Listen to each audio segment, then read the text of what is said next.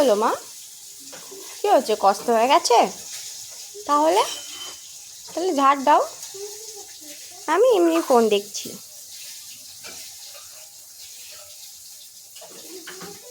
হ্যাঁ, না না, ভিডিও করবো কেন? তুমি কাজ করছো তো।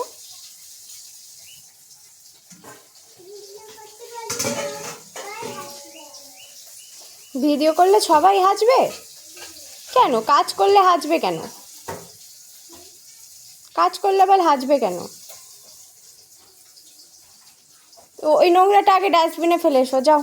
তারপরে আবার তুলবে, না হলে বেশি নোংরা হয়ে যাবে। যাও যাও যাও।